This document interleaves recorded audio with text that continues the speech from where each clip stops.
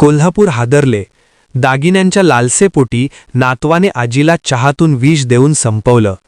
कोल्हापूर शहरातील ऋणमुक्तेश्वर परिसरात घडलेल्या वृद्ध महिलेच्या संशयास्पद मृत्यू प्रकरणाला अखेर खुनाचे स्वरूप प्राप्त झाले असून दागिन्यांच्या लालसेपोटी चुलत नातवानेच आजीला चहातून विष देऊन हत्या केल्याची धक्कादायक घटना उघडकीस आली आहे.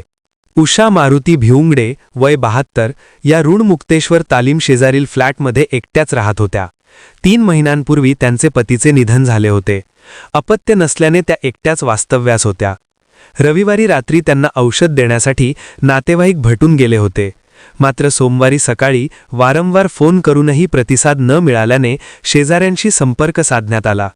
बेडरूममध्ये त्या निश्चित अवस्थेत आढळून आल्याने त्यांना तातडीने रुग्णालयात हलविण्यात आले, परंतु उपचारापूर्वीच डॉक्टरांनी त्यांना मृत घोषित केले. सुरुवातीला मृत्यू नैसर्गिक असावा असा अंदाज व्यक्त करण्यात आला होता, मात्र स्थानिक गुन्हे शाखेने तपास सुरू ठेवला. दरम्यान मृत महिलेचे काही दागिने गायब असल्याचे लक्षात आल्यानंतर चोरीच्या उद्देशाने खून झाल्याचा संशय बळावला. तांत्रिक तपासादरम्यान सोमवारी सकाळी प्रेम परशुराम भिवंगडे वय 20 हा फ्लॅटमध्ये आल्याचे निष्पन्न झाले. पोलीस निरीक्षक सुशांत चव्हाण व सहाय्यक निरीक्षक सागर वाघ यांनी संशयिताची कसून चौकशी केली असता त्याने गुन्ह्याची कबुली दिली. दागिन्यांच्या लालसेपोटी आजीला चहातून विष दिल्याचे त्याने मान्य केले.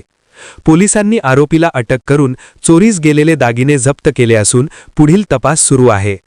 या घटनेमुळे परिसरात हळहळ व्यक्त होत असून नात्यातील विश्वासघातामुळे नागरिकांमध्ये तीव्र संतापाची भावना व्यक्त होत आहे.